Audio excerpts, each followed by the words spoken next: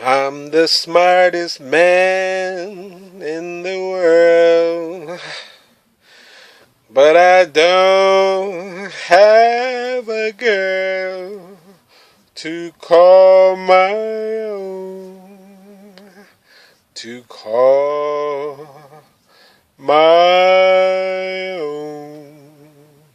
Hey, how you doing? This is your boy Stone Thug, and I am in the bed. I'm actually in the bed. And this is another segment, and welcome to another segment of Ask the Smartest Man in the World. Anything you like.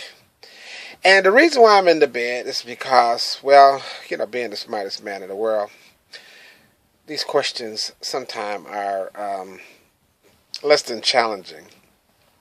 So as you guys know, that my main interest focus would be astrophysics. I like the sciences. And right now there's a couple of things I'm interested in. I'm interested in, how the relationship between dark matter and nebula, how they intertwine to form new planets. And I'm actually very interested right now in not the study of black holes, because we're sort of limited with our knowledge until we can send probes into them and things of that nature to get more information. They're sort of like a big mystery, sort of like how tornadoes were for a while. But the event horizon, that is something that I particularly interested in studying up on my own. I have my ideas about that. I actually think there's more information in the event horizon than in any other aspect of a black hole. A lot of people think the wormhole itself is the more interesting aspects. Now, to you who are less knowledgeable on these things, I'll just break it down. Black holes are these things out in space, and they're like tornadoes, okay, or whirlpools.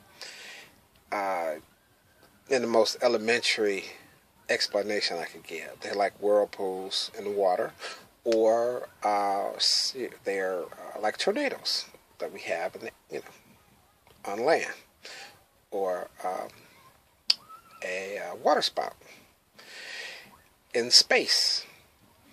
And the event horizon is the lip where you just enter into that that space of the black hole itself, the suction area. It's called the event horizon. And to me, it's fascinating. Of course, people who study astrophysics and theoretical physics and all these other things, they have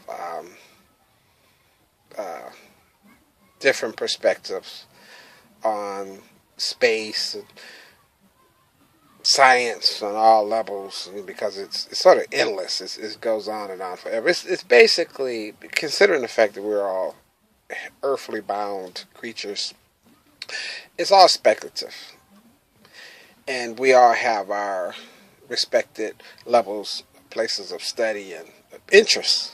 My interest is in other areas. Like this particular show is a show geared more toward how to help humanity. So I discuss problems people may have or questions people may have about mankind. I'm not so interested in the stellar intergalactic activities of the supernovas and the going-ons of the cosmos. They're very boring to me. But being the smartest man in the world, I have to, look into these things time to time. So anyway, today's question is only one. And it was such a simple, diabolically simple question. I thought I would answer it from bed. Now, you might say, well, why are you only answering one question? And if it's so this way, why don't you, give a little respect to the show and put on a nice shirt and sit up and go outside and sit by a tree or something and give us your perspective? Well, I don't want to do that because this question does take a little bit amount of time to explain. So therefore, I'm only going to make this show about this one particular aspect of, what should I say, this one particular aspect of the show. I'm going to be answering this question. So you might say, well, what is the question? The question today is how and can we change mankind? And that question is from I believe it's a Facebook viewer that has a ridiculous name. Like most people have these ridiculous handles. They call themselves all kinds of things, all letters, all numbers. You know what? I just can't have something simple like Stone Thug Music. You know, it's all one word. It's my face. It's who I am. But no, they have to be all these mystery type people. And yes, I'm the smartest man in the world, but I mean, come on, man.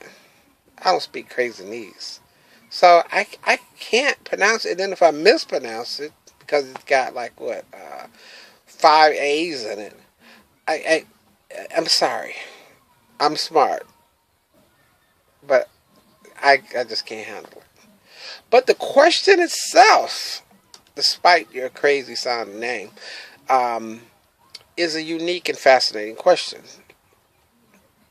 Now, the question again is how can mankind change? How can we change society? Or can mankind make a change significant to actually make a difference in the world? How do you make a difference? I believe that's the way the question. I'm not reading it verbatim. I'm just read it and now I'm just, Well, actually, it's easy. It's the easiest of all questions dealing with social, the interactions of mankind and society at large. It's the easiest of all questions. And yes, man can make a significant difference in the world. Man can do these things. Now you might think, well, what's the answer? Do we get torches and, like in the old Frankenstein movies, run, let's say, the top 1% of 1% off a cliff up a hill with torches? And is that the answer? Because a lot of people feel that the evil rich is holding the rest of us back, and they are the problem. And if we did that, that would be the answer. That is a answer, and I wouldn't recommend that because it's pointless. Unless everybody want to turn into a mob mentality and chase down some very successful, ambitious, for the most part, some might be very evildoer type people. A lot of people say, well, it's the Koch brothers, it's the Rockefellers, it's the Vanderbilt, group, it's the Illuminati organization, which it's kind of silly because that would still be the same families, wouldn't it? It's all these groups. It's the what is the other one? The Rothschilds. Now, all those people exist and they all have kids, and yes, they watch the show. Hey guys, how you doing? Send a donation. The information is below. But that's not the answer. They said America is ran by probably 200 people who are the elite of the elite that actually make the decisions that actually affect the way we live. Well, think about it from a logical standpoint, and that's why you tuned in to the Ask the Smartest Man in the World show. Because you have to look at it from a logical perspective. It's logic. Let's say it's 200 people. Let's say they all are multi-billionaires. Let's say they all are connected and they work together, like in the Bilderberg group, and their kids have, these organizations such as the Illuminati, and they may actually be headed by the Rockefellers and the Rothschilds family and a few other people who keep their names out of the news, and they travel in an anonymous way, affecting how the world works. And the Koch brothers are just a part or a wing of this evil cabal. Let's suppose all that's true, which a lot of it happens to be true. But how would we, as little people, or should I say you, as little people, because I'm the smartest man in the world, and I'm not little. But let's suppose, what can society do to change those guys? And I would simply answer the question this way.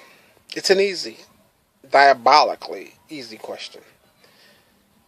Use logic and reason. If it's 200 billionaires, smartest men, not necessarily the smartest, but the wealthiest men in the world, women included, who control policy, well, there's about 200 nations, 190-some nations in the world. That would mean that there's literally one person,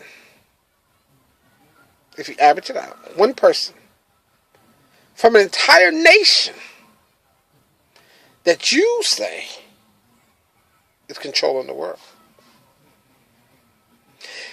And I would submit to you that if it's true, then they're not the problem. The problem would be us.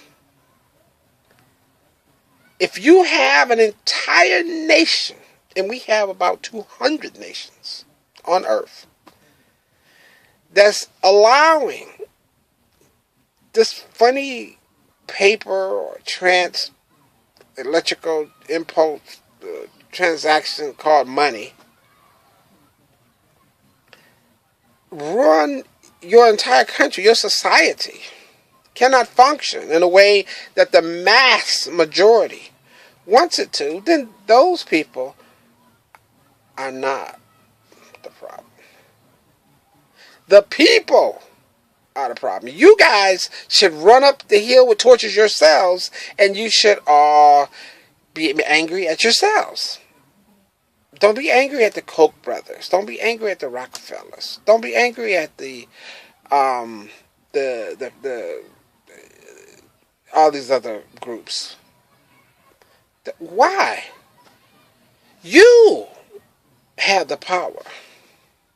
The individual is key. The individual. Who is the individual? I'm the individual. You're the individual. If you want to change your world, don't cry about what somebody else said or what somebody else is doing. Look at black folks. Let black folks be your guide to success. Now, some of you ask me to pardon you while you laugh. Black folks? Well, look at black folks. Well, look at black folks. What group in this world that we live in this country, in this time, has been more persecuted, more cast down, more talked about, more ridiculed than the black man?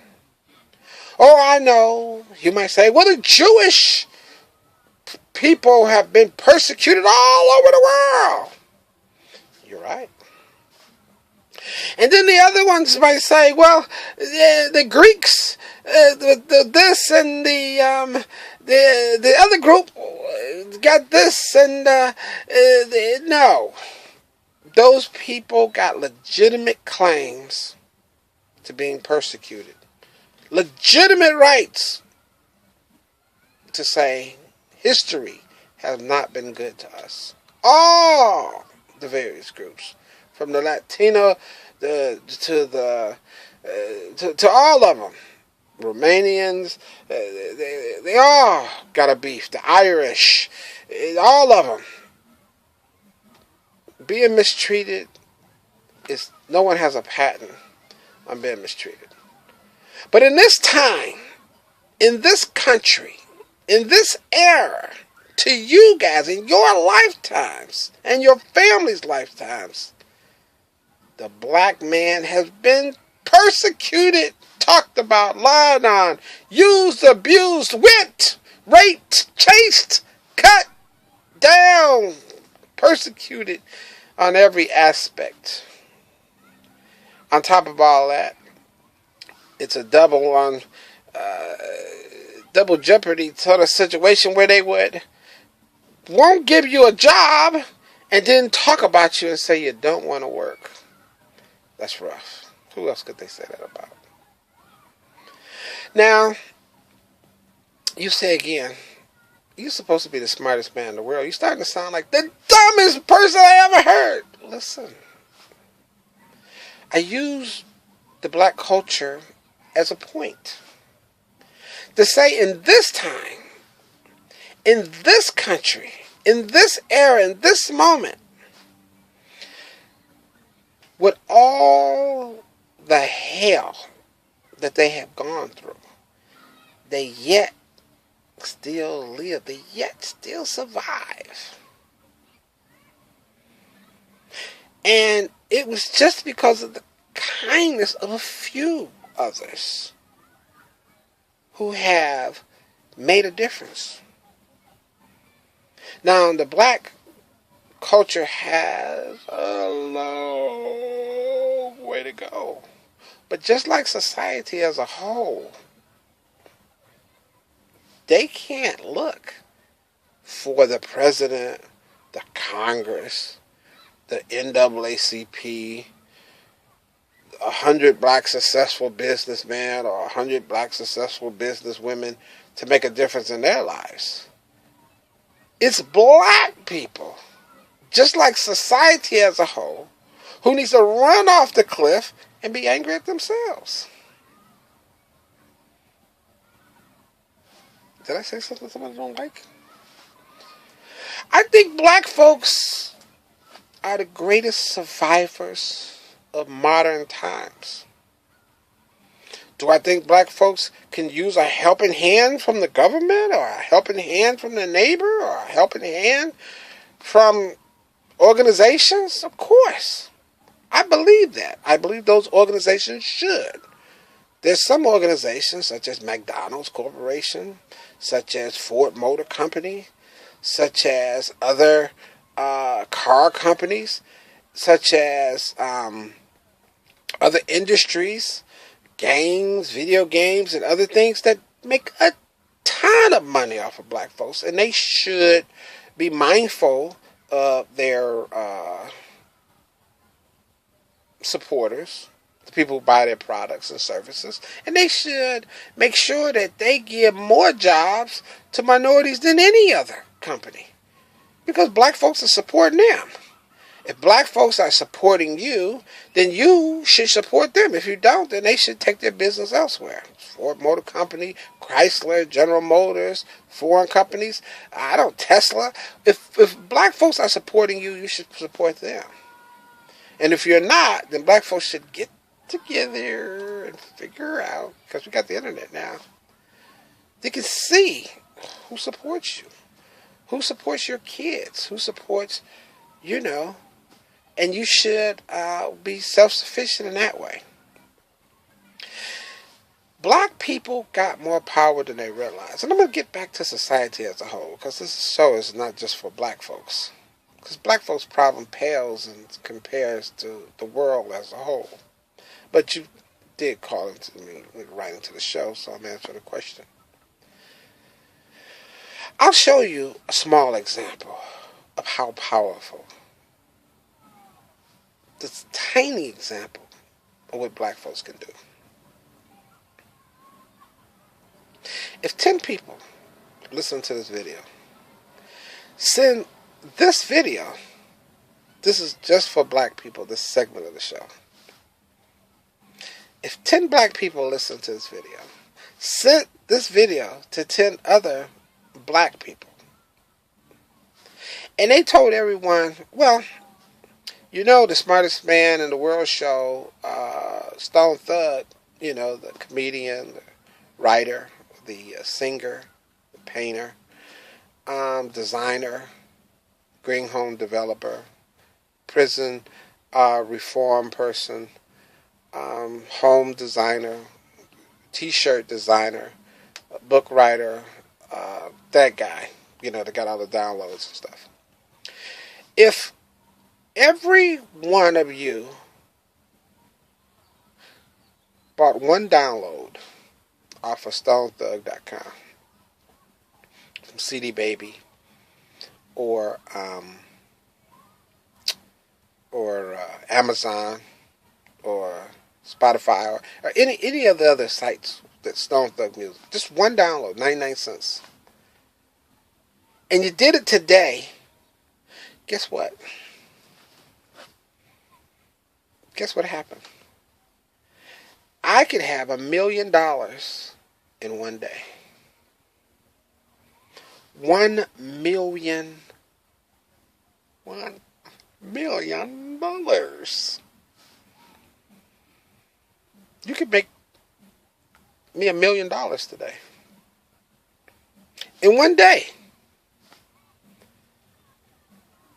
It's true. Think about it. You look up StoneThug.com, go up there, and go on to merchandising, buy one t-shirt, buy one keyring, buy one design, buy one music download. Go to the music, hit it, go to the merchandise, hit it. I'll make $1 million in one day. If you take your time for this experiment, you shouldn't, but if you took your time, I'll make it in a week.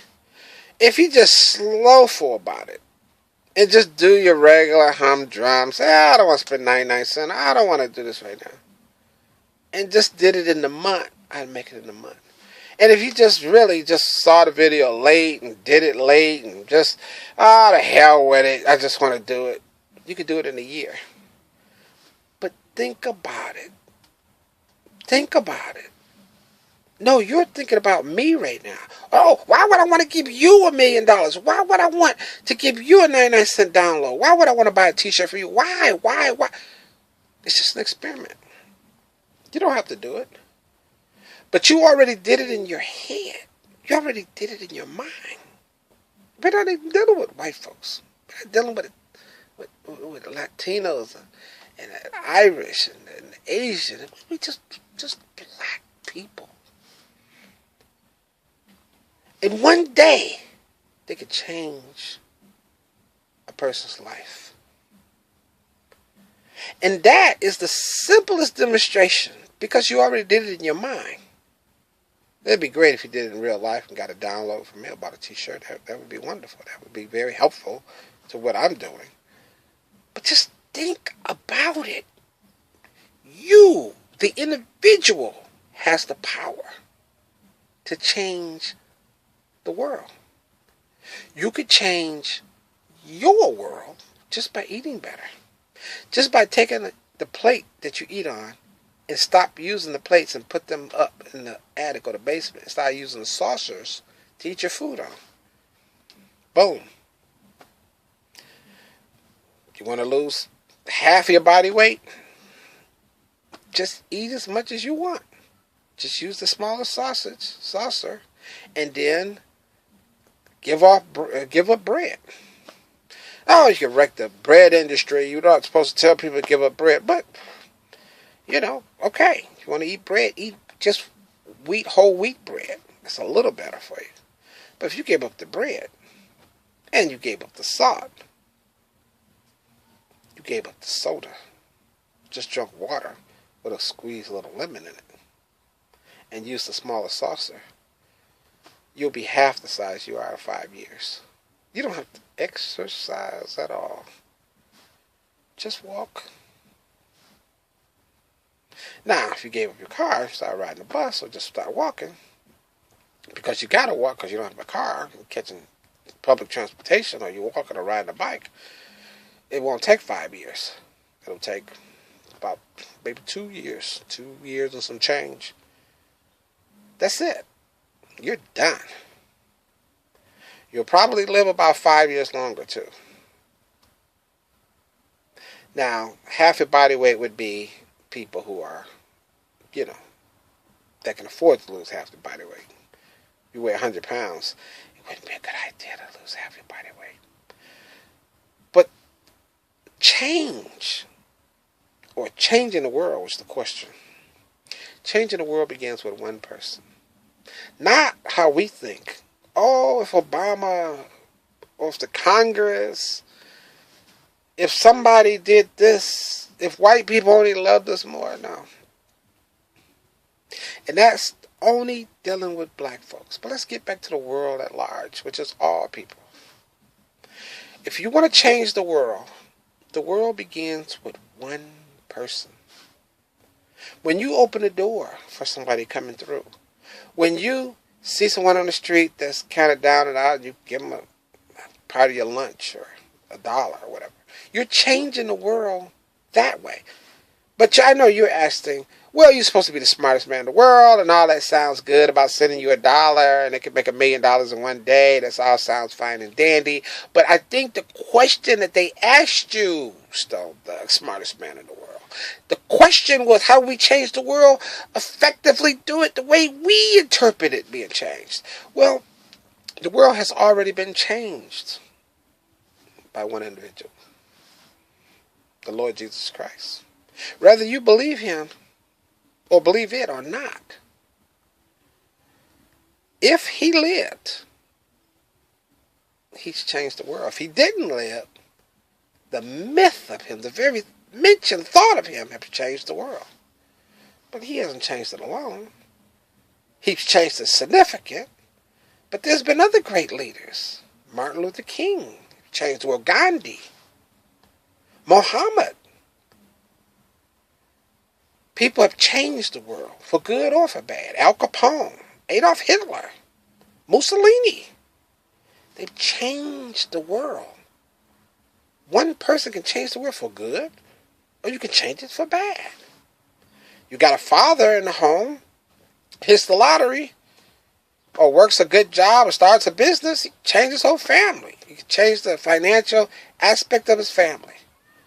He goes to jail, he loses his job, he starts using drugs excessively and beating up his wife, he'll change the family to bad. One person, one bad guy in a city can change the reputation of a city. See, it's all about one. Not the 1%.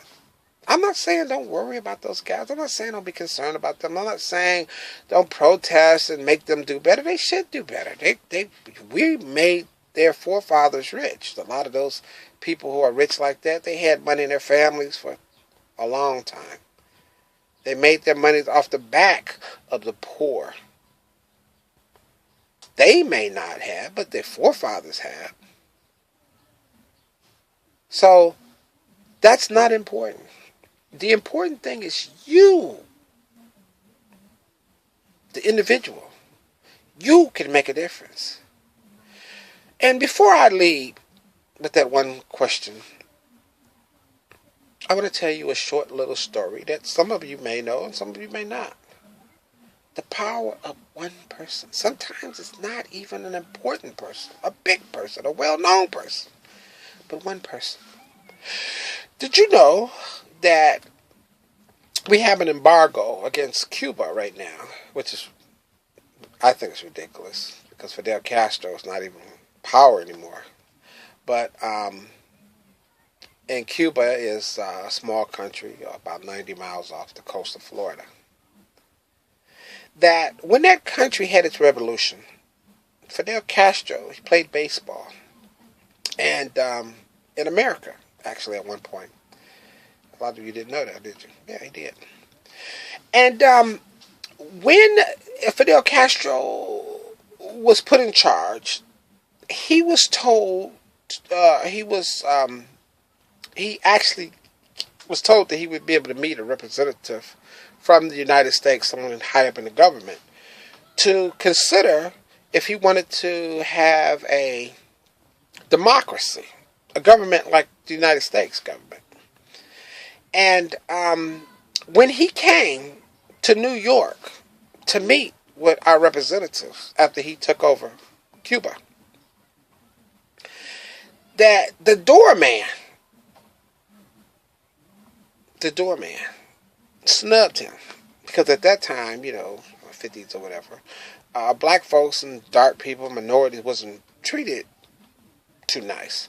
So this was actually one of the more fancier hotels or fancier places to gather in New York City, real prestigious hotel. And he was snubbed. And because of that one act,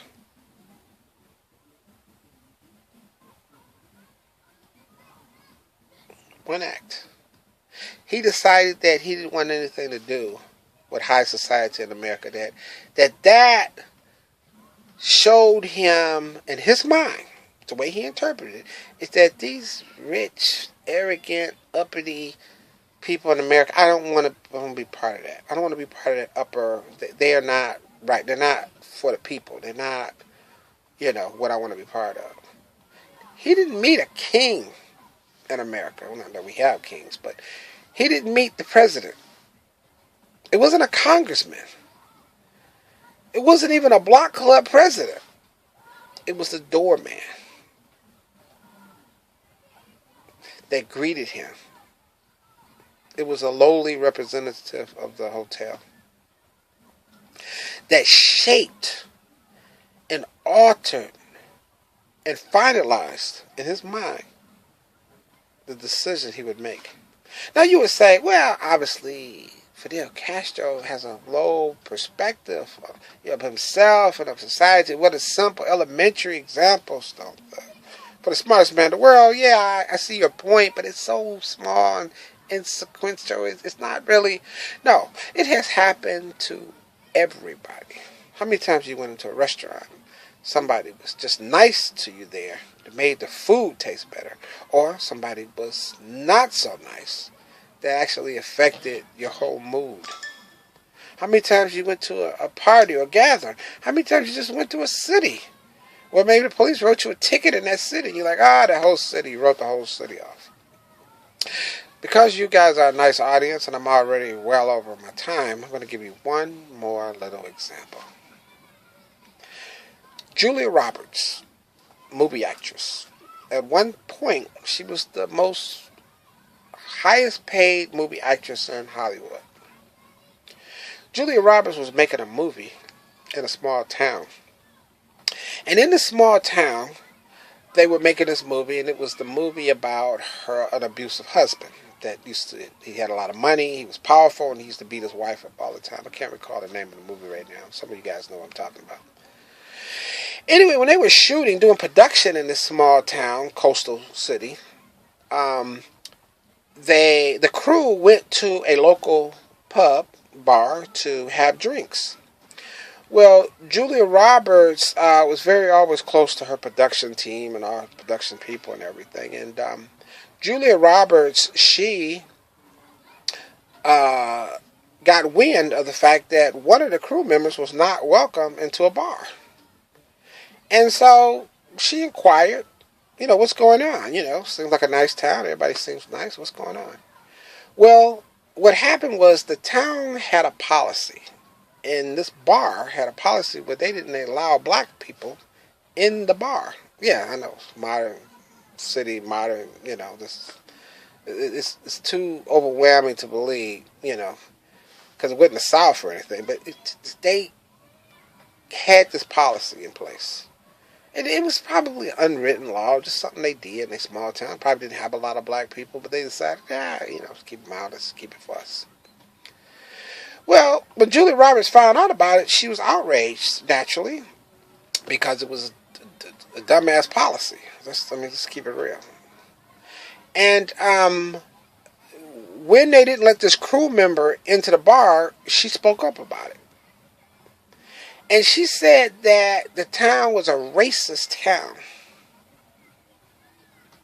Now, the town folks didn't like that very much, and they got upset. It was this big movie star. Just, oh my gosh, it's calling us racist. We're not racist. We're not racist. We're not us. We're not racist.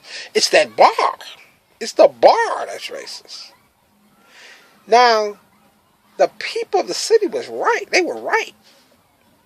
It didn't.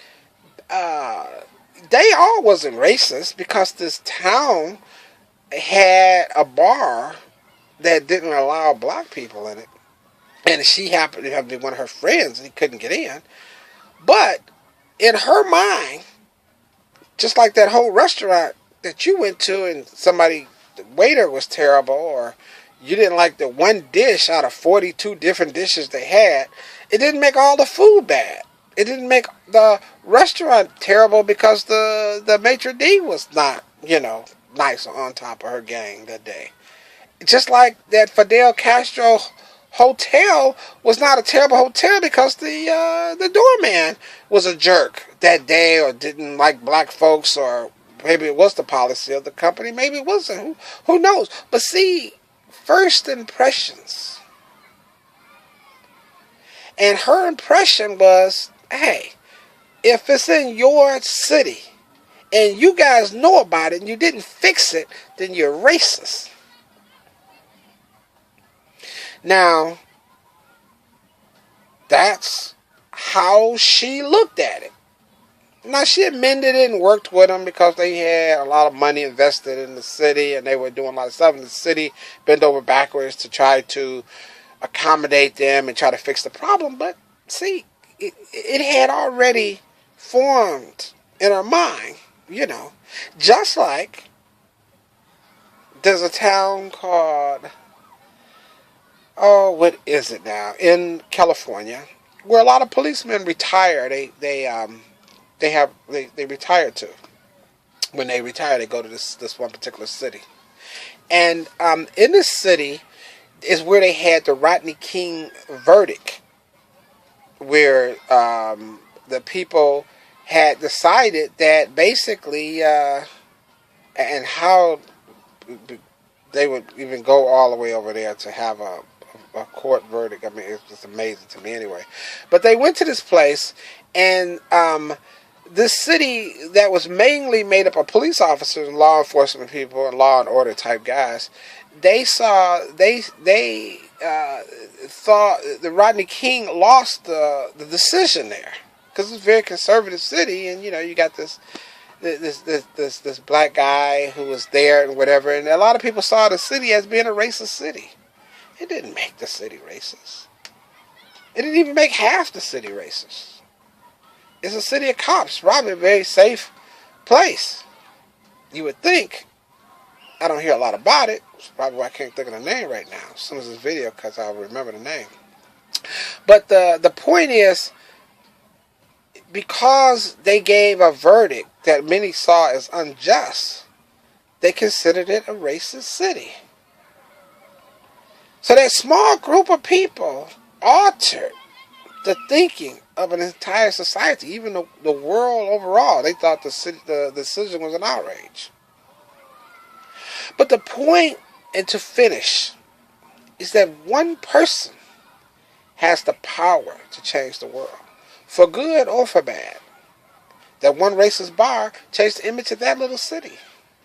That one bad court decision altered people's perspective and understanding about the city that all the cops lived in, and thinking that they all were just a bunch of jerks and couldn't even render a good decision, or at least it was prejudice.